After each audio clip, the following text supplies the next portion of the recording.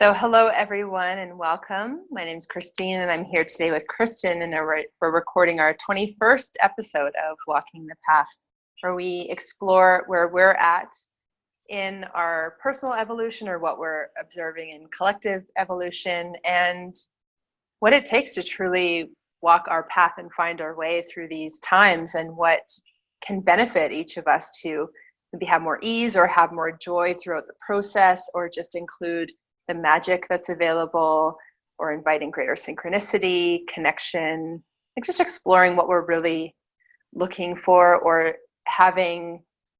just creating the time and space to really look more deeply into where we're currently at or where we're headed or what is just up for us. So welcome, Kristin. Thank you for being here with me today. And let's just begin with a quick introduction on what's currently up for you in your life, or what are you exploring or delving into at the moment? Hi, Christine. Thanks for having me join you for the 21st time. These recordings are always a lot of fun to co-create because we sort of just spontaneously pick a topic and see what unfolds, and that's kind of how we've been living our lives, I guess, both of us in our own unique version.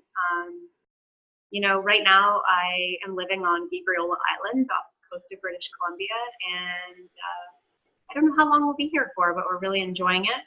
And right now we're in a bit of a February hibernation mode, in that we're spending a lot of time evaluating, reflecting upon the last year of what we've been doing in our personal lives and in our business world.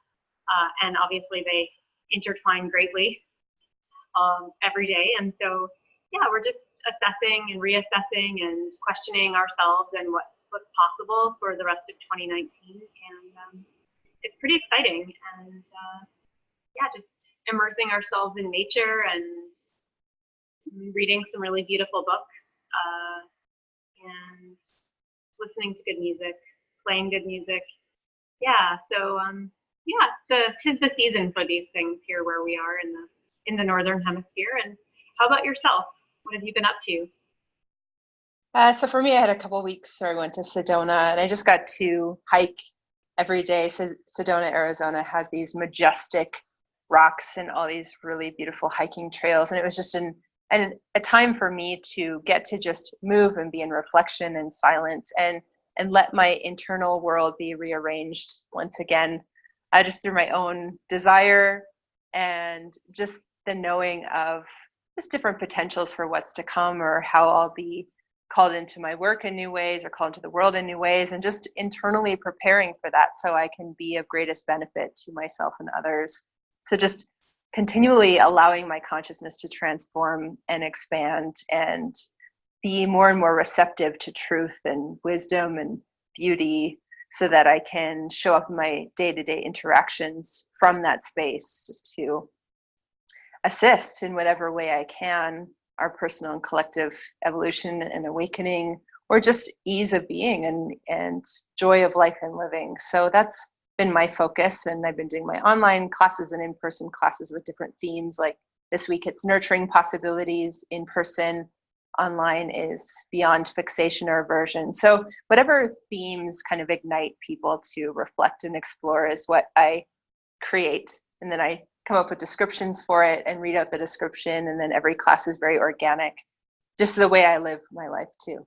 So they do fuse, just as you were talking about, Kristin, about the personal and the business and how they become a reflection of one another in some ways. And so let's tune into now today.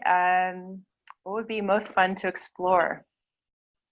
So we were throwing around a few ideas, and maybe a few of these will come in. As often, so many of these things are intertwined and interwoven in life.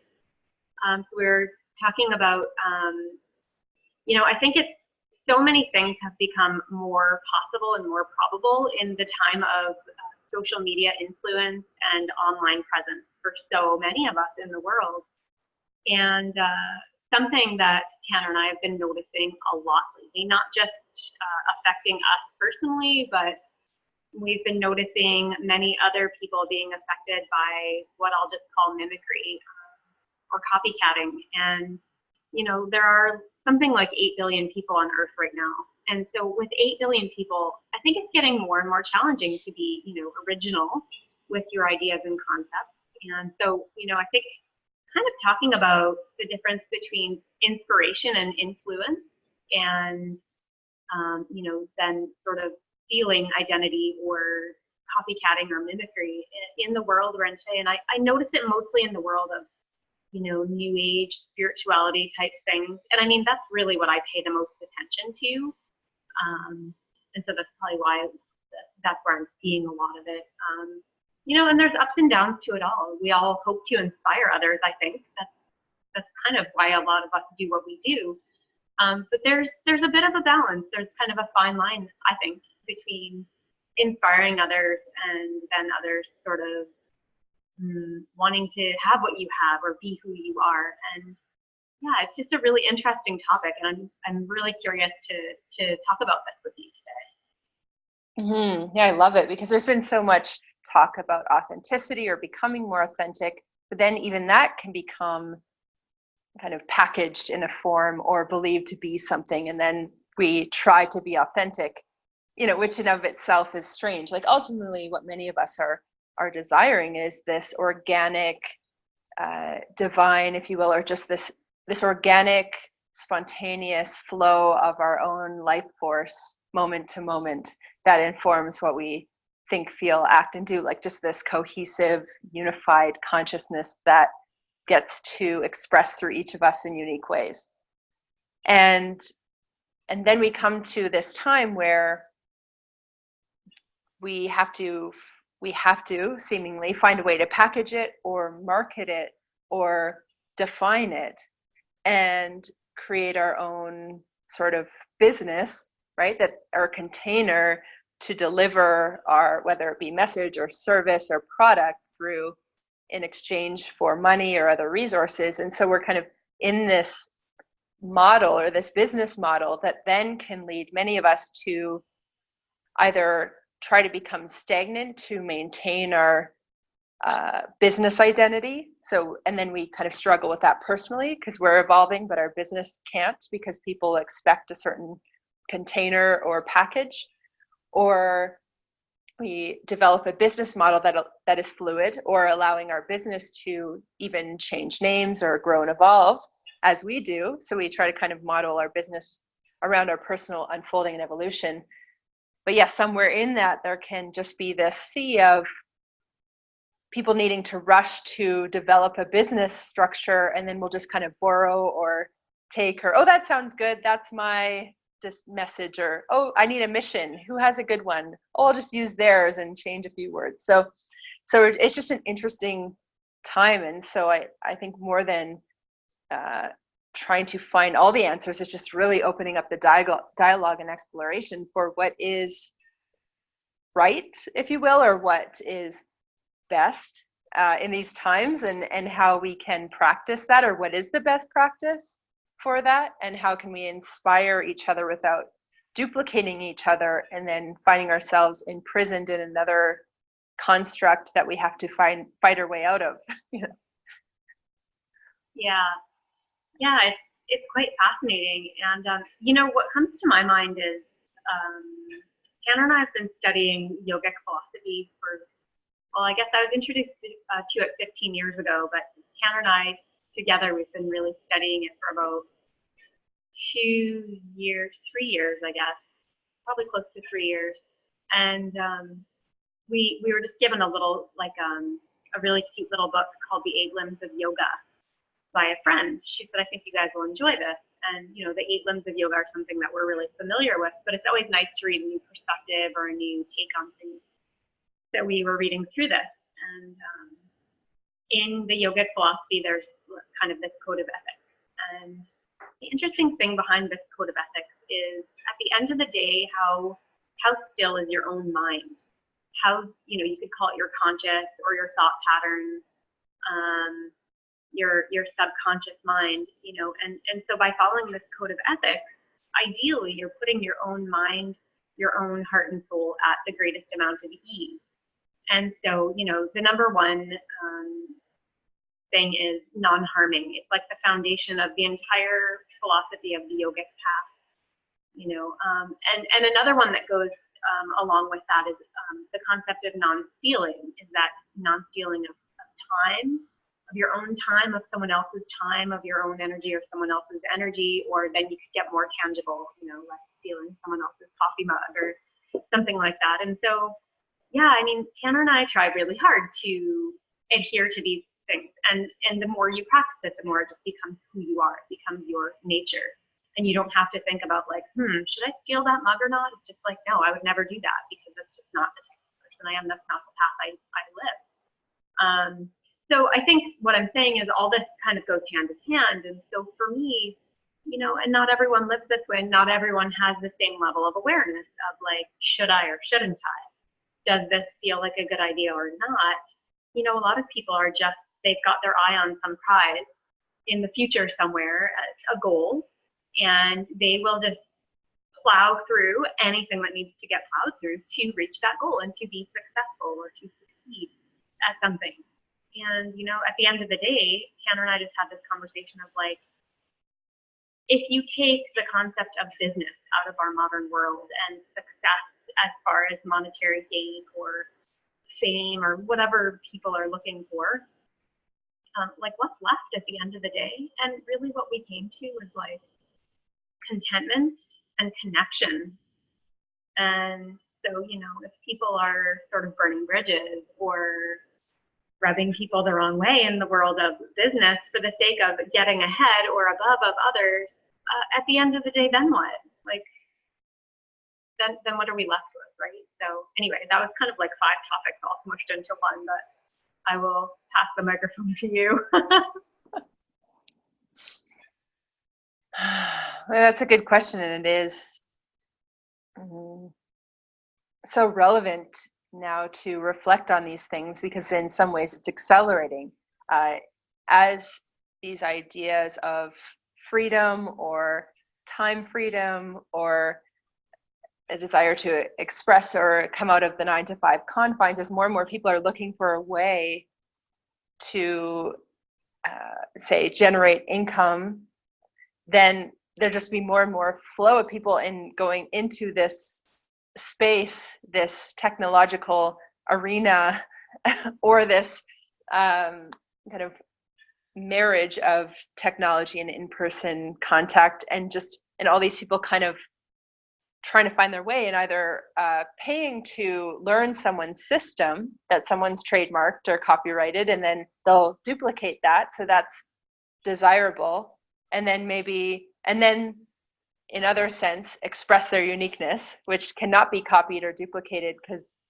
and yet we're in a world where that can be attempted to be copied and duplicated in this sense of getting ahead faster or accelerating the process. So it's a bit of a muddy, complex web, right? And so it is for each of us to simplify or to find our way in a way that honors our heart, body, mind. Or I like how you said it, Kristin, about like what the contentment or just where our mind is calm.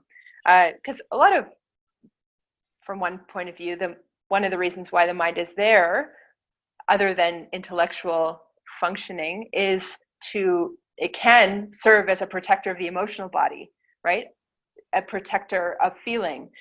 When we had to stop feeling what we were feeling, the mind would kind of swoop in and just stifle it. And so we're coming into this time where we don't want to use the mind in that way. We want to have right relationship between, higher self or our heart, our being in communion with our heart, body, mind. So we can be still, or we can be present and express authentically. So I wonder, just as we explore this, as we look at this, collectively, as we look at this, what we can birth, or what code of ethic or just way of being that goes beyond the control matrix of the mind driven, like you can do this, you can't do this, to almost like a heart ethic or something, like a heart-based sense of what's honorable, or and it's, even as I speak to it, because it's almost not yet built in the collective consciousness, I'm in some ways just pulling different things in. So it's just a reflection of where we're at too with this, right? Where it is so new in some ways, of what do we do here, or how do we approach this in this way that supports each of us having our work, having our space, presenting our work, and just not ending up locked in almost like a battle of no, that's mine, no, that's mine, or having to preserve or protect once again, because that's often what leads to that the consciousness of control, manipulation, domination, is when we feel like we have to protect ourselves or preserve some sort of identity or preserve our uniqueness. So yeah, I wonder just what we can come to in all this. Yeah, so I mean, something that just popped right into my mind is I've been paging through my own gene keys again. You know, I kind of do it in waves, and it's never boring. It never gets old, and every time I read them, there's some little nugget of gold that's waiting for me there. And I actually, interestingly enough, have not read this one recently, but I went through it enough times in the past that it's really ingrained in my memory, and that's Gene Key 45. You know, and it's about kind of control and trying to keep control over everything. And then really the gift is synarchy or synergy, and that's, you know, basically the way I perceive it in, you know, in a business context and in life context, either way you look at it. It's about learning to trust that we don't have to do things alone. We don't have to be the boss. We don't have to have the final say in everything, and that we can trust that other people have beautiful gifts too. And if we allow others to join us on an equal playing field instead of the hierarchical model that, I mean, been trouble for humanity since the day humanity started, I think, maybe even before that, who knows. But, you know, progress happens, but there's a lot of pain that happens along with that model. And so more the synarchy model is like, we're all on the same playing field. We all have special gifts and skills to share with the world. And we all have a dharmic path, going back to the yogic philosophy. Like, my path and your path are not the same. They are similar, I think. You know, that's why we're doing this and why we continue to do this. We're on similar trajectories, but they can never be the same. You know, and if you trace our history in our separate lives back, I'm sure they were super different. I mean, we know somewhat, you know, what our paths were, but, you know, we grew up in different places and we had totally different experiences and education systems and mentors and family members and points on the planet where we've existed. And, you know, so we can't be the same. None of us can be the same. And I think continuing to inspire each other. And I think something else that's coming to my mind is just the good old-fashioned concept of respect. And, you know, there's this really interesting dynamic with the world of existing online. And there's this, you know, there's this screen that we can all sort of hide behind. And there appears to be a lack of ownership over the consequences of what certain people are doing and saying in this online world. And so I think what you were saying too with like that, I forget how you worded it, but sort of checking in with our hearts, like as a meter of like, how does this feel in my heart? I think respect is a big part of that. And yeah, just kindness and respect of our fellow humans. It's interesting. I know this is just a one-pointed perspective here, but yeah, I do see a lot of compassion and kindness and respect, but I also see the opposite. And I mean, I just mostly mind my own business, unless it's directly affecting my life. And then, you know, I invite people to speak up, you know, and speak up with kindness and a firm request. And yeah, I just know that communication and heart-centered communication is still the way forward to solving so many of these conflicts. I guess you could call them conflicts, great and small. You know, and it's up to each one of us to speak from our hearts and use that power that we all have to create a better world, you know, starting here. Mm-hmm. And it almost seems like establishing feedback loops again in the technological world. It's like we can type something or do something, or one can, and then they won't get the direct feedback. So say if you're in front of someone and you say, hey, I'm just going to borrow everything you're doing because I don't have time to develop it myself. The person's going to say, whoa, wait a second, pardon?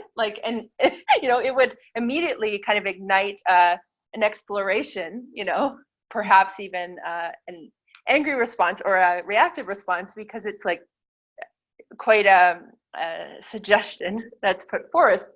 But yet, if there's no feedback loop or we're not getting the reflection, then we're just left to our own devices. And then the mind's tendency, or the human mind, or our tendency from a mental perspective, to rationalize any behavior, right? Oh, well, this is good because it is for the benefit of all. So it's okay that I duplicate all their material or something, because we're really serving the one anyway, or something, right? Some sort of rationalization that allows for that sort of quick action or the easy action that overrides our heart's knowing. So that's, I would say, if anything, potentially something that can guide us as we become, like, breathe deeply, notice our body, notice the state of and condition of our nervous system, notice how our heart is feeling, notice the level of activity in our mind. And that's an indicator of whether we are in an alignment or a way of acting that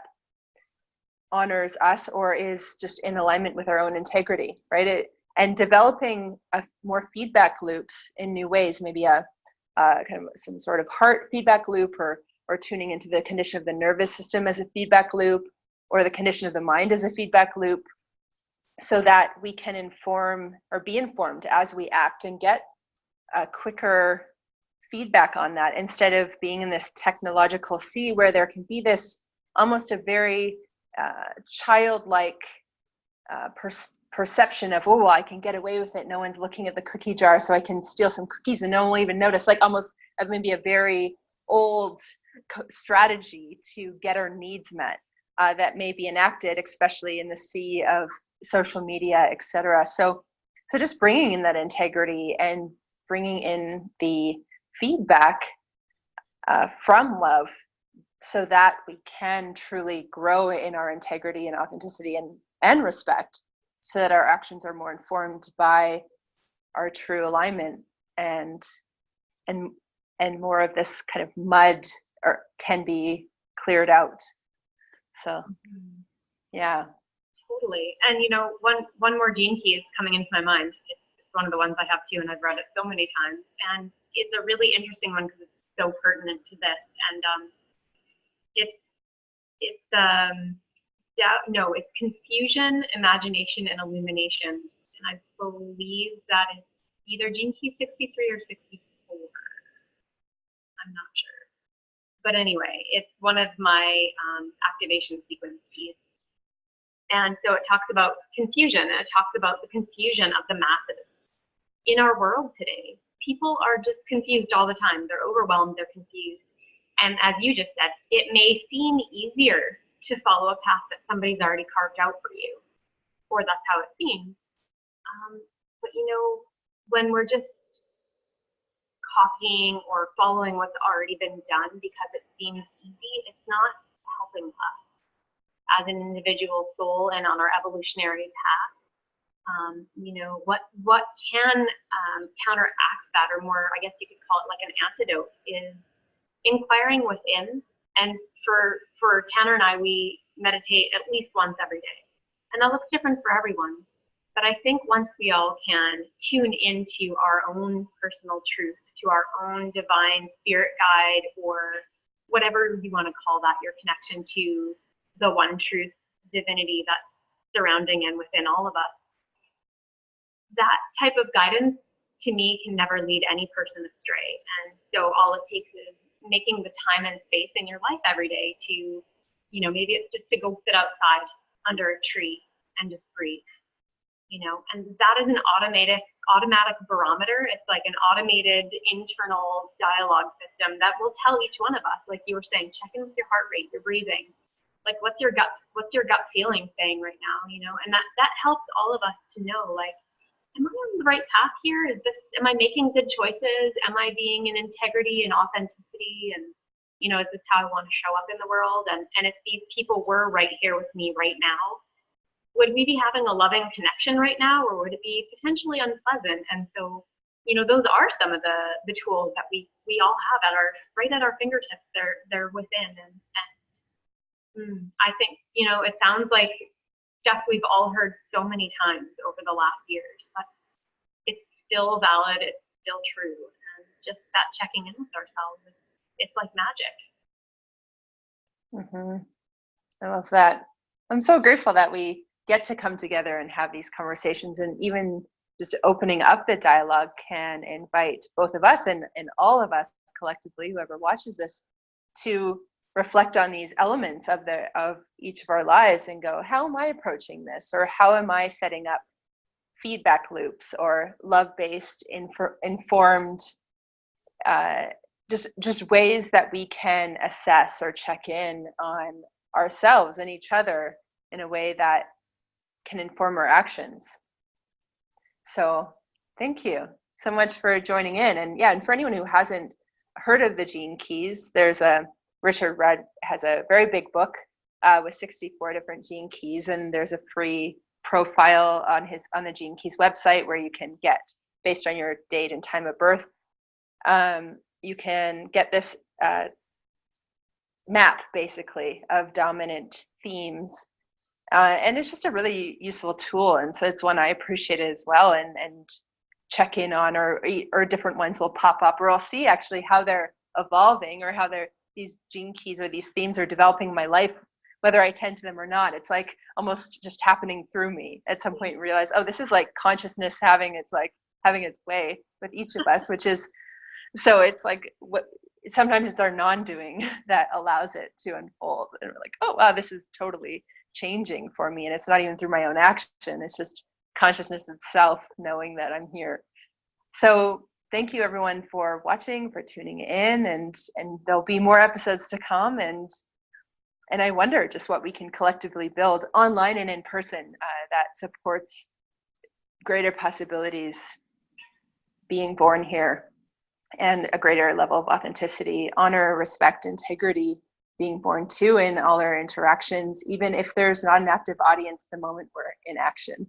So thank you all for tuning in today, and we'll see you next time.